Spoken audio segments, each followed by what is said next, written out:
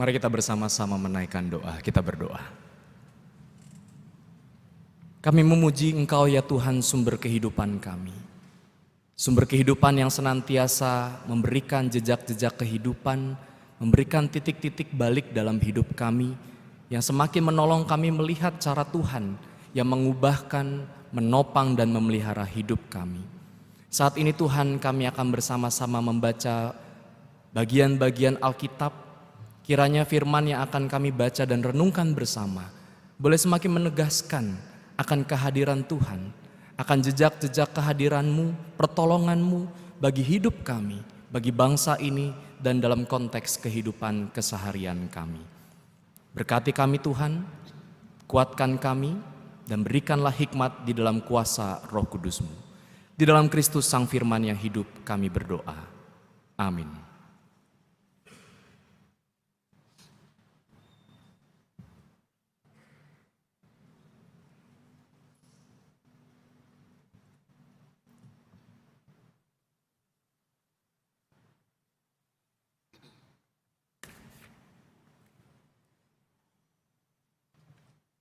Bacaan pertama diambil dari 1 Raja-Raja 19 ayat 9 sampai 18. Di sana masuklah ia ke dalam sebuah gua dan bermalam di situ. Maka firman Tuhan datang kepadanya, demikian, apakah kerjamu di sini, hai Elia? Jawabnya, aku bekerja segiat-giatnya bagi Tuhan, Allah semesta alam, karena orang Israel meninggalkan perjanjian-Mu, meruntuhkan mesbah-mesbah, dan membunuh nabi-nabi-Mu dengan pedang. Hanya aku seorang dirilah yang masih hidup dan mereka ingin mencabut nyawaku. Lalu firman-Nya, keluarlah dan berdirilah di atas gunung itu di hadapan Tuhan.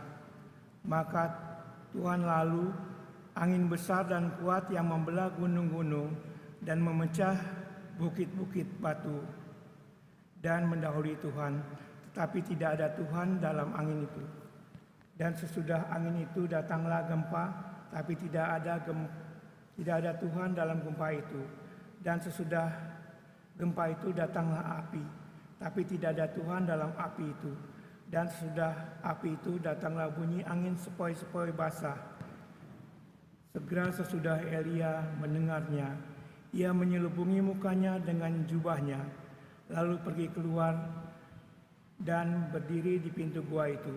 Maka datanglah suara kepadanya yang berbunyi, apakah kerjamu di sini, hai Elia? Jawabnya, aku bekerja segiat-giatnya bagi Tuhan, Allah semesta alam, karena orang Israel meninggalkan perjanjian-Mu, meruntuhkan mesbah-mesbah-Mu dan membunuh nabi-nabi-Mu dengan pedang. Hanya aku seorang dirilah yang masih hidup dan mereka ingin mencabut nyawaku. Demikianlah firman Tuhan kepadanya, pergilah, kembalilah ke jalanmu melalui padang gurun ke Damsyik, dan setelah engkau sampai, engkau harus mengurapi Hazael menjadi raja atas Aram. Juga Yehu, cucu Nimsi, haruslah kau urapi menjadi raja atas Israel, dan Elisa bin Safat dari Abel Mehola harus kau urapi menjadi nabi menggantikan engkau.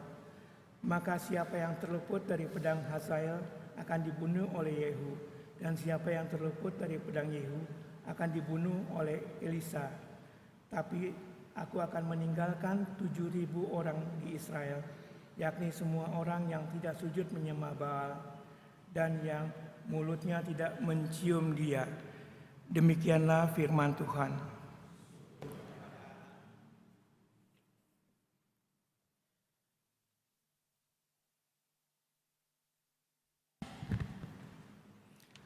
Marilah kita menanggapi firman Tuhan tadi dengan menyanyikan bersama-sama Mazmur 85 ayat 9 sampai 14.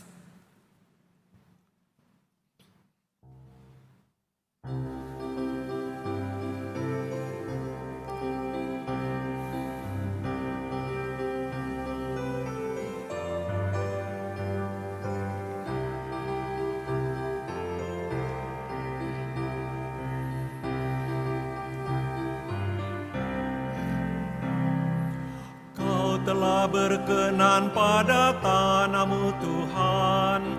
Kau pulihkan keadaan Yakub. Kau telah ampuni kesalahan umat-Mu, tutupi semua dosa mereka. Kau telah berkenan pada tanah-Mu Tuhan. Kau pulihkan keadaan Yakub. Kau telah ampuni kesalahan umat-Mu, tutupi semua dosa mereka.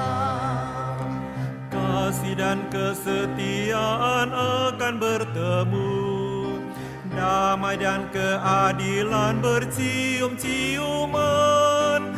Dari bumi akan tumbuh kesetiaan, dan keadilan menjenguk dari langit. Kau telah berkenan pada tanah-Mu Tuhan. Kau pulihkan keadaan Yakub. Kau telah ampuni kesalahan umat-Mu, tutupi semua dosa mereka. Bahkan Tuhan akan memberi kebaikan, dan negeri kita akan memberikan hasilnya. Keadilan kan berjalan di hadapannya, dan jejak kakinya akan jadi jalan. Kau telah berkenan pada tanah-Mu Tuhan. Kau pulihkan keadaan Yakub. Kau telah ampuni kesalahan umat-Mu, tutupi semua dosa mereka.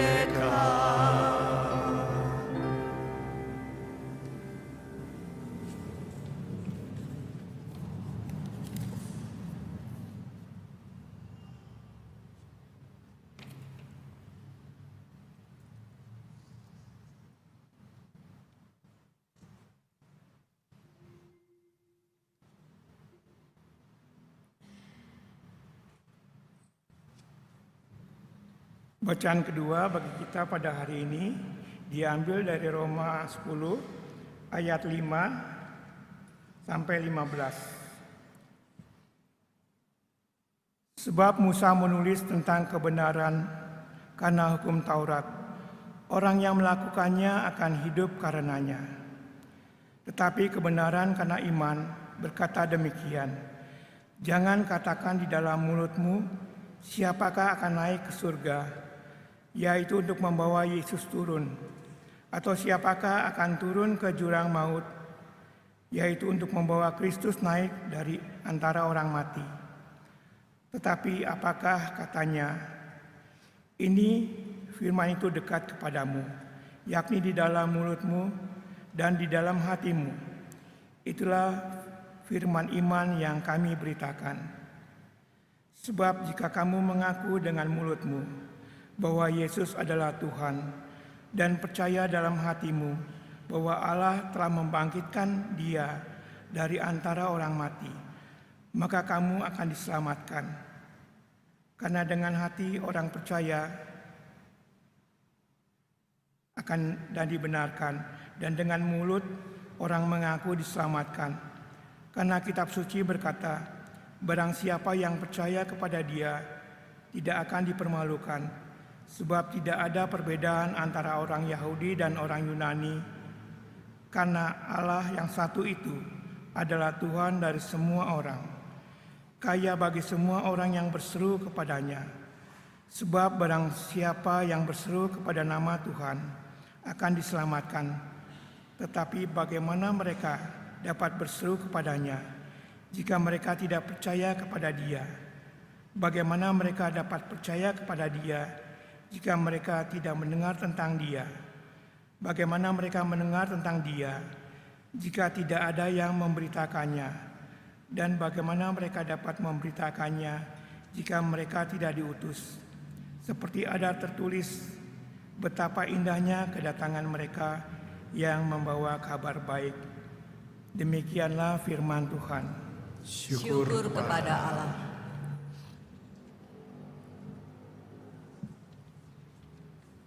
Pembacaan Injil diambil dari Matius 14 ayat 22 sampai 33.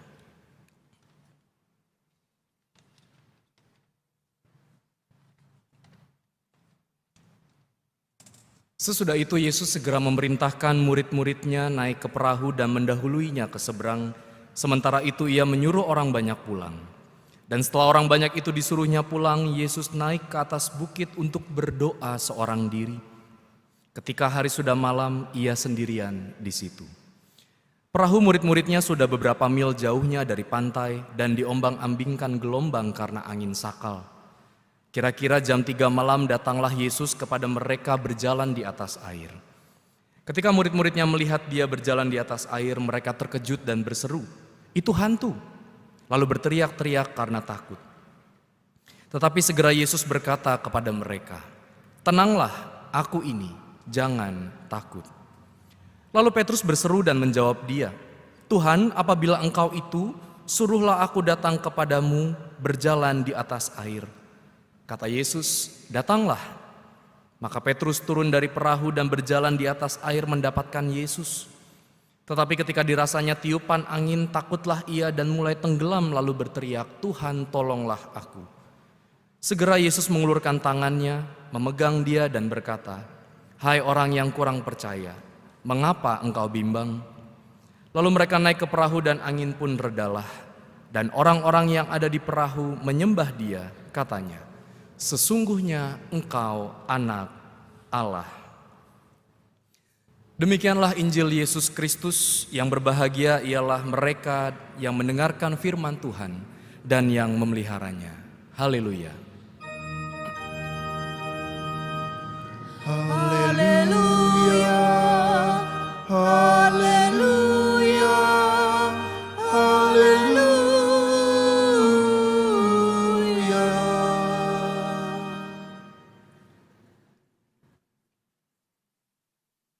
Umat Tuhan yang terkasih, pada hari ini kita akan bersama-sama merenungkan firman Tuhan dalam terang tema jejak perubahan bagi bangsa. Bicara soal jejak, kita pasti akrab dengan istilah ini, betul ya? Rekam jejak atau track record. Di mana biasanya kita bisa menemukan rekam jejak seseorang? Media sosialnya, ya. Jadi kalau pengen tahu siapa dia, cari aja di sosmednya, betul nggak? Ya, pengen baca karakter orang, cari apa yang diupload, apa yang ditampilkan di media sosialnya. Makanya kalau orang lamar kerja, ya udah, CV-nya cukup, tapi media sosial nanti akan dipantau. Gitu ya. Di mana lagi? CV seseorang ya, dia studi di mana, kerja di mana, lahir di mana, lalu status keluarganya seperti apa, rekam jejaknya dalam dunia masyarakat seperti apa dan lain sebagainya. Kapan lagi dan di mana lagi kira-kira rekam jejak seseorang, Bapak Ibu? Di mana lagi kira-kira? Di masyarakat? Ya mungkin bukan rekam jejak, tapi pandangan orang terhadap diri kita. Setuju ya? Betul ya? Di tempat kerja ada juga. Makanya prestasi, karir dan segala macam itu bisa meningkat, menanjak ataupun juga semakin berkembang. Rekam jejak menjadi penting Bapak Ibu sekalian bagi kita. Ya, bahkan kita bisa mengenal orang, bisa mengetahui kualitas bibit, bebet, bobot, dan bahkan tidak sedikit pasangan yang bertemu oleh karena rekam jejak di sosial media. Betul ya? Nah, ini menjadi menarik, tetapi juga menjadi sebuah tantangan. Karena bisa jadi siapa kita yang sebelumnya tidak dikenal, melakukan hal yang sedikit viral dan beneran viral, maka rekam jejak ke belakangnya kemudian kebongkar tuh semuanya. Ya.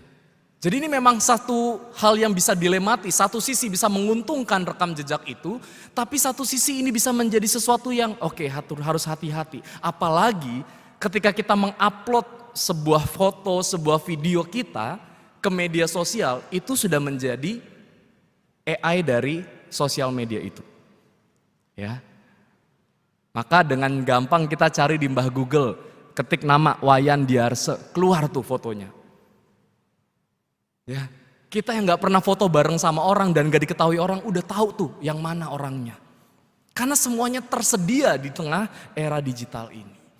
Nah, bicara soal rekam jejak Bapak Ibu Saudara sekalian, kita juga mau melihat bagaimana rekam jejak Allah di dalam kehidupan ini yang dipersaksikan dalam Alkitab.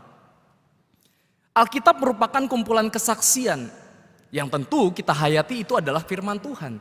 Tapi firman Tuhan itu berisi tentang kesaksian-kesaksian tentang hadirnya Tuhan dalam kehidupan umat, dalam kehidupan sebuah bangsa, dalam kehidupan pribadi si penulisnya, gitu ya. Dan kita akan melihat bagaimana jejak-jejak Allah, gitu ya. Bukan cuma jejak petualang dan segala macam, ada di dalam Alkitab yang tadi kita baca, bacaan-bacaan yang tadi kita baca. Kita akan melihat bersama-sama jejak-jejak karya perubahan dari Allah. Yang pertama di dalam Raja-Raja pasal 19 ayat 9 sampai 18. Ini berkisah tentang bangsa Israel yang terpecah dan memberontak Bapak Ibu sekalian, bahkan saling membunuh sesamanya. Mereka sudah tidak menyembah Tuhan, mereka menyembah Baal, dan mereka saling menghilangkan nyawa, ya karena perbedaan itu. Saya penyembah Baal, kamu penyembah Allah. Wah, kita bentrok, karena raja-rajanya juga sama, pemimpinnya juga sama. Ya, yang satu menyembah Baal, tapi masih ada orang-orang yang bertahan menyembah Tuhan. Nah, yang menyembah Tuhan ini, nah itu jadi korbannya. Tetapi disinilah kemudian Allah menyatakan pertolongan bagi Israel di Gunung Horeb melalui perantaraan Nabi Elia. Di tengah bobroknya bangsa itu, ada satu orang yang masih setia, tapi juga dalam kondisi capek. Tuhan, gini amat sih bangsamu, gitu ya, ruwet banget, ribet banget. Dan juga batu banget. Makanya Allah bertanya, apa yang kamu kerjakan Elia? Aku bekerja segiat-giatnya, tapi bangsamu ini loh Tuhan. Wes, kurang ajar. Ya. Tapi disinilah kemudian Allah menyatakan pertolongannya dengan apa? Dengan oke, Elia, kamu kembali ke bangsa itu dan percayalah aku akan memilih 7.000 orang benar untuk melanjutkan karyaku bersamamu. Dan kalau kita baca ayat berikutnya, Elia berganti dengan Elisa. Ya. Jadi jejak yang pertama di sini Bapak Ibu sekalian adalah di tengah keruwetan sebuah bangsa, di tengah kebobrokan sebuah bangsa, Allah mengintervensi dengan pertolongannya, bahkan menetapkan juga orang-orang baik, orang-orang benar untuk tetap melanjutkan karya Allah. Lalu kemudian dalam bacaan Mazmur yang tadi kita daraskan atau kita kumandangkan bersama, ini merupakan sebuah doa, doa bagi pemulihan Israel. Ya, tetapi menariknya ada hal yang ditegaskan di situ Bapak Ibu sekalian bahwa pemulihan itu bisa dirasakan ketika umatnya dekat dengan Dia yang memberi keselamatan. Karena apa? Dikatakan tadi ya, kasih dan kesetiaan akan bertemu. Wah, ini bahasanya sangat romantis. Keadilan dan damai sejahtera bercium-ciuman. Jadi jejak yang Allah tinggalkan ketika Allah memulihkan sebuah bangsa di dalam Mazmur yang disampaikan oleh pemazmur adalah kasih dan kesetiaan akan bertemu. Karena banyak orang yang mengasihi tapi belum tentu setia, betul nggak? Ada yang bertindak adil tapi belum tentu rasa damai sejahtera atau sebaliknya. Tapi ketika Allah menjejakkan karyanya bagi sebuah bangsa untuk memulihkan itu, maka kasih dan kesetiaan akan bertemu, kepedulian, keadilan dan damai sejahtera akan bercium-ciuman. Artinya itu akan romantis banget ya, intim banget. Itulah jejak karya Allah. Yang terakhir Bapak Ibu sekalian, kita lihat di dalam bacaan Injil kita. Yang kita akrab semua cerita ini tentang Yesus yang berjalan di atas air. Matius 14 ayat 22 sampai 33. Apa sih yang sebenarnya kemudian menjadi jejak di sini? Yang namanya di atas air emang kelihatan jejaknya Bapak Ibu? Hah? Kita jalan di atas air kelihatan jejaknya boro-boro gitu ya. Kalau kita habis basah-basahan masuk ruangan, itu baru ada jejaknya ya kan? Mama kita udah ngepel, kita main lewat gitu aja, wow langsung tuh. Ya, semua naik tekanan darah tingginya. Kamu ya bukannya kayak setan dulu dan segala macam, jejaknya kelihatan. Tapi ini jejak di atas air gimana caranya? Ya, jejak yang semacam apa? Disinilah menariknya Bapak Ibu sekalian bahwa kisah Yesus berjalan di atas air Bukan hanya sekedar Yesus mau menunjukkan dia berkuasa dan kemudian meredakan angin sakal, ya, tetapi juga mau menegaskan sebuah sikap respons dari Petrus khususnya. Petrus yang kemudian mau melangkah menghadapi badai yang menggoyahkan memang karena dia ada rasa takut dan rasa penasaran. Ketika kita menghadapi persoalan, kita takut nggak Bapak Ibu? Takut. Tapi kan nggak bisa diem doang. Ada gelisah, ada rasanya pengen cepat selesai nih. Pengen tahu apa yang terjadi, ya sama. Petrus membuktikan itu. Makanya dia nanya ke Yesus, oke, kalau memang itu engkau suruh saya datang. Kata Yesus, ya udah datang.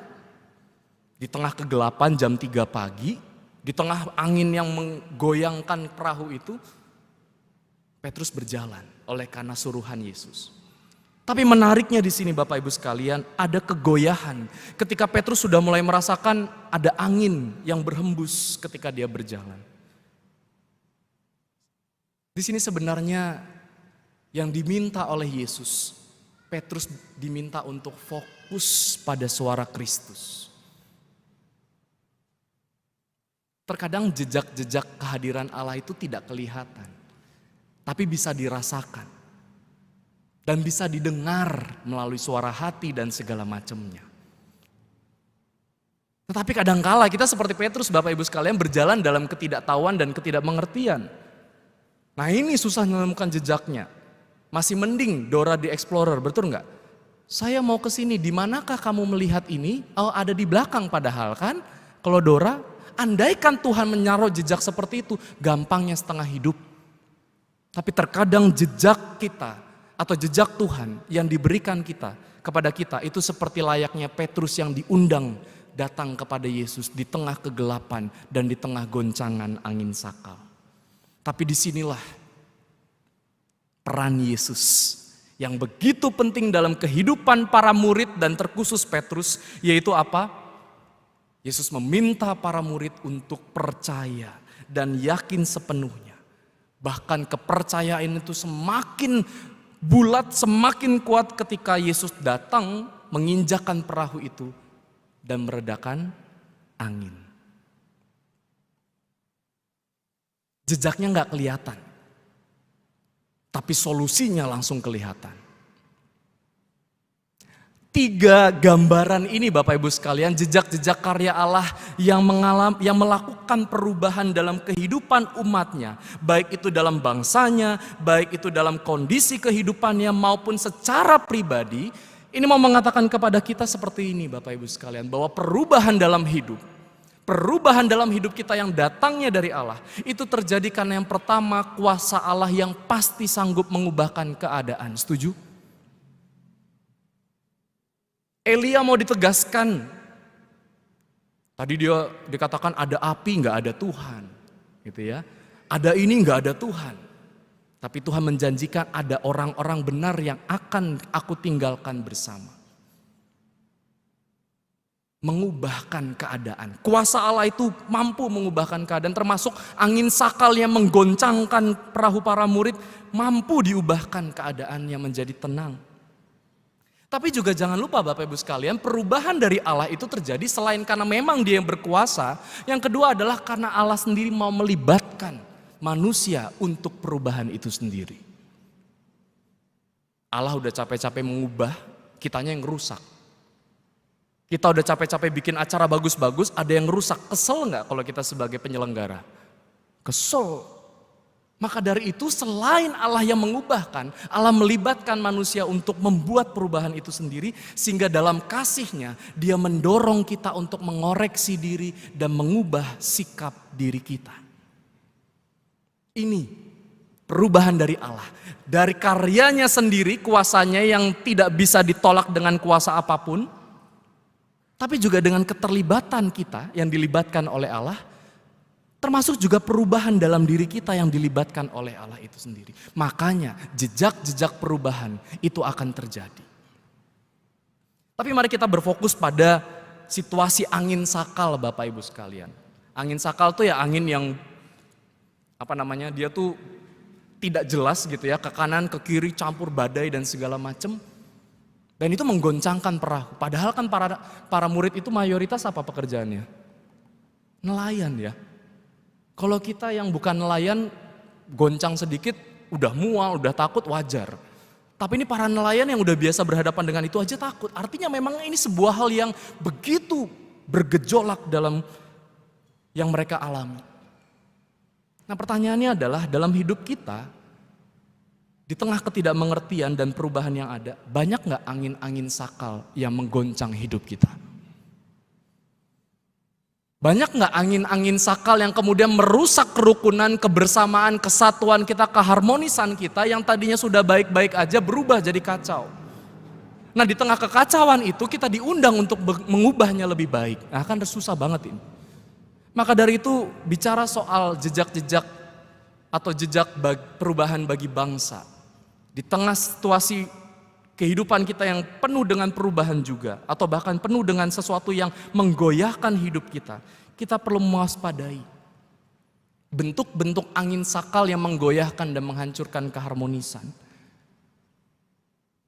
78 tahun ya usia kemerdekaan kita ya. Tapi persoalan ini selesai enggak? Berapa banyak gereja yang kita tahu sulit mendapatkan izin? Berapa banyak anak-anak yang tidak bisa mendapatkan prestasi ataupun juga sesuatu di organisasi sekolahnya oleh karena soal agama. Dan ini ada satu kalimat menarik yang menurut saya juga kayaknya bener-bener nih. Ya. Kita mengalami pandemi COVID-19, betul ya? Dan dimampukan Tuhan untuk melewatinya. Sadar atau tidak, ada banyak pandemi yang juga mematikan. Salah satunya adalah rasisme. Racism is a pandemic too. Gak hilang Bapak Ibu, tapi terus ada. Masalah ras, masalah etnis, masalah latar belakang, kesukuan dan segala macam. Termasuk diskriminasi, jangan-jangan juga pandemi yang terus berkelanjutan. Angin sakal yang menggoyahkan keharmonisan. Belum lagi kalau di lingkungan, ya entah di sekolah, entah di lingkungan kerja, bahkan di tetangga, bullying, kekerasan itu juga menjadi pandemi. Bukan hanya mematikan fisik, tetapi mematikan jiwa, semangat, pengharapan. Apalagi kalau ditambah dengan stereotypes. Udah ini paket lengkap. Angin sakal yang bisa menghancurkan keharmonisan. Nah di tengah situasi ini, sulit rasanya menemukan jejak-jejak perubahan itu. Nah ini menjadi tantangannya, sama seperti Petrus yang disuruh datanglah. Wah tapi aku juga takut deh. Didiskriminasi, menjadi korban rasisme, kekerasan, bukan cuma di dunia nyata, dunia verbal. Dunia maya juga kekerasannya lebih ngeri. Mengupload ingin menunjukkan sesuatu yang baik, itu aja bisa dapat cibiran, betul nggak? Ini angin sakal yang udah sakau Bapak Ibu sekalian. Apalagi kita menjelang 2024. Ya, hati-hati juga dengan angin sakal dalam perpolitikan. Mulai politik identitas, politik elektoral. Wah, dia namanya populer, tapi saya nggak tahu rekam jejaknya. Saya pilih aja karena saya tahu namanya dia. Politik uang, politik dinasti.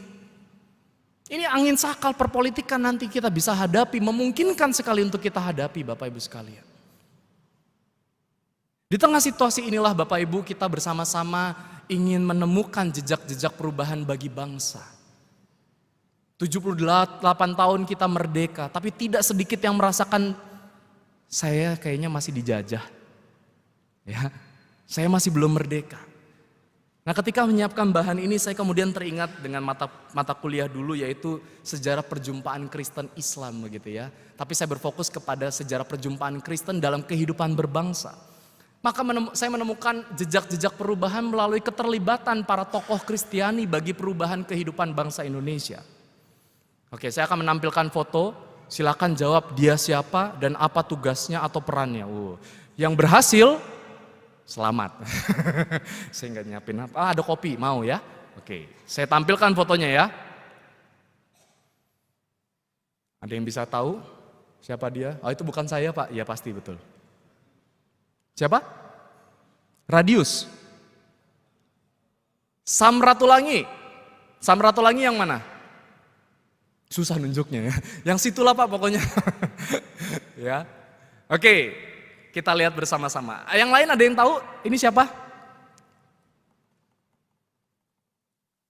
Apa pentingnya mereka dalam kehidupan berbangsa? Nanti saya akan coba sampaikan. Ya. Survei membuktikan siapakah dia? Tada, yes, Samratulangi. Bapak Ibu, Samratulangi ini termasuk anggota panitia persiapan kemerdekaan Indonesia. Perwakilan dari Kepulauan Sulawesi. Persiapan kemerdekaan Indonesia. PPKI. Dari unsur Kristen ada di sana. Dan dia kemudian juga yang menghasilkan bersama-sama dengan Soekarno, Hatta dan segala macamnya merumuskan Undang-Undang Republik Indonesia. Dan dia juga menjadi gubernur Sulawesi pertama pasca kemerdekaan yang harus menghadapi genjatan senjata dari Jepang kala itu. Bayangkan, panitia persiapan kemerdekaan Indonesia. Ya. Oke, yang oranye siapa? Ada yang tahu? Ini kalau dari mantan HKBP biasanya tahunya ini. Saya Nababan? Salah. Saya aja. Ada yang tahu? TS Sihombing, Evorus HKBP, tapi juga sekaligus anggota konstituante. Siapa, apa itu majelis konstituante? Bapak Ibu sekalian, pada zaman Orde Lama, pasca kemerdekaan, itu ada dorongan untuk mengubah Pancasila atau UUD 45 itu ditinjau kembali. Kita tahu ada namanya Piagam Jakarta atau Jakarta Charter. Ada 7 kata yang kemudian dihapus dan kemudian menjadi Pancasila. Nah tahun 1950 itu pengen dibalikin lagi ke Piagam Jakarta. Om Sihombing ini, dia salah satu anggota majelis konstituante yang menyuarakan enggak. Umat beragama lain, mau Kristen, Buddha, Parbegu dan segala macam, itu dicatat dalam bukunya Richard Daulay. Dikatakan kita semua bukan sesuatu yang nomor 2. Karena kan 7 kata itu kan bicara soal ya memeluk ketuhanan yang maha, bukan yang maha esa, ketuhanan yang menjalankan, itulah saya jadi lupa kan tiba-tiba. Ya, itu. Bayangkan kalau dia tidak bersuara, nggak keluar itu perdebatan dan akhirnya Soekarno mengeluarkan dekret presiden. Majelis ini dihilangkan, ya. Nah sekarang yang sebelahnya, ini jalanan di Jakarta Bapak Ibu. Siapa yo? TB? TB Simatupang. Ya kan jalanan di Jakarta betul kan? Ya, ada yang tahu dia siapa?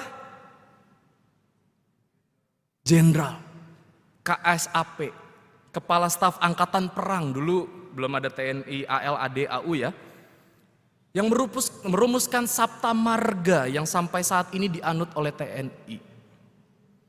Dan dia perjuangannya adalah memperjuangkan keesaan gereja Bapak Ibu sekalian. Seorang jenderal mengusahakan keesaan gereja dan salah satunya adalah membentuk Dewan Gereja Indonesia atau sekarang yang namanya adalah PGI. Ada 5 dokumen keesaan gereja termasuk salah satu sumbangsih TB Simatupang. Dia bukan teolog, dia bukan pendeta, tapi merumuskan itu semua. Nah yang terakhir, ada yang tahu? Saha eta teh?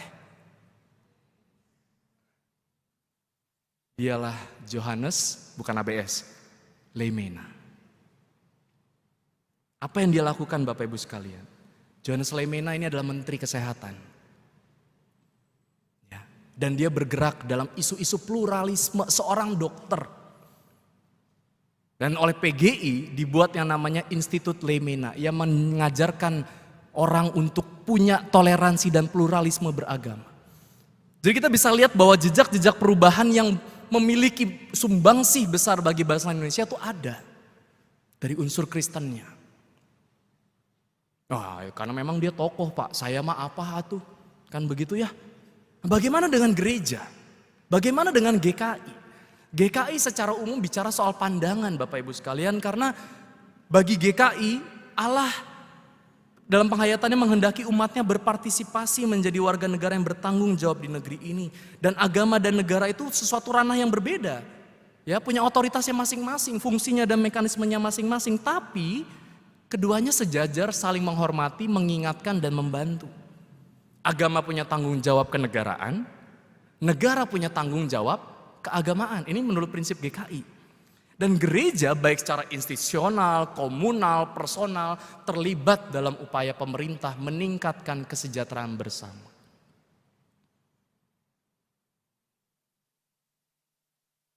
Karena apa? Fokusnya adalah mengembangkan kesadaran demokrasi Pancasila. Demokrasi yang berketuhanan. Kok jadi belajar sejarah sih khotbah hari ini? Ya karena memang tadi jejak-jejak perubahan bagi bangsa. Ternyata kalau kita lihat, dahulu perjuangan kita sebagai agama, sebagai keyakinan, sebagai tokoh, sebagai masyarakat itu juga penting dalam kehidupan berbangsa ini. Dan kita menikmati buahnya sekarang. Walaupun masih banyak yang tadi, angin sakal yang tadi. Maka dari itu Bapak Ibu sekalian, jejak perubahan bagi bangsa yang pertama-tama mengajarkan kita untuk mengimani atau menjajaki iman kita. Jajaki dulu, pelajari iman kita. Sehingga oleh karena Kristus kita punya sikap inklusif, kita punya sikap toleran, apresiatif terhadap keberagaman bangsa ini. 17 Agustus, 4 hari lagi, siap-siap upacara, siap-siap ikut terlibat dalam acara RT ke atau apa ke. Karena itu bagian dari kita untuk mengapresiasi bangsa kita. Jangan karena misalnya bendera merah putih masuk gereja, saya gak mau lagi ke GKI Bintama, karena ada bendera merah putih dalam gereja. Nama aja sih Gereja Kristen Indonesia. Masa benderanya bendera Konoha? Nggak mungkin. Ya. Lalu apa lagi? Jejakanlah nilai-nilai kasih, kesetiaan, keadilan, dan damai sejahtera seperti pemazmur katakan dalam segala aspek dan dimensi hidup kita. Kita nggak bisa melakukan hal besar, oke. Tapi jejakanlah nilai-nilai ini dalam keseharian kita. Dengan keluarga, dengan pasangan, dalam pekerjaan kita. Mungkin Bapak Ibu sekalian, kita hidup di tengah situasi sistem yang bobrok. Tapi ingatlah, jangan-jangan kita 7.000 orang yang benar yang Tuhan pilih, yang di situ untuk terus melanjutkan karya Allah. Dan yang terakhir, junjunglah perubahan dan pembaruan diri yang berdampak bagi kehidupan bersama. Peduli terhadap lingkungan.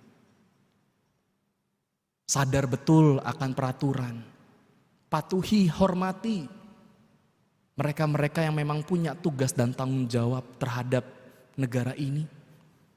Tapi sekaligus juga kita punya daya kritis untuk berubah. Berbeda gak apa-apa, tapi jangan sampai anarkis, apalagi fatalistis sikapnya. Jadi kita mungkin gak bisa seperti para tokoh-tokoh tadi, it's okay.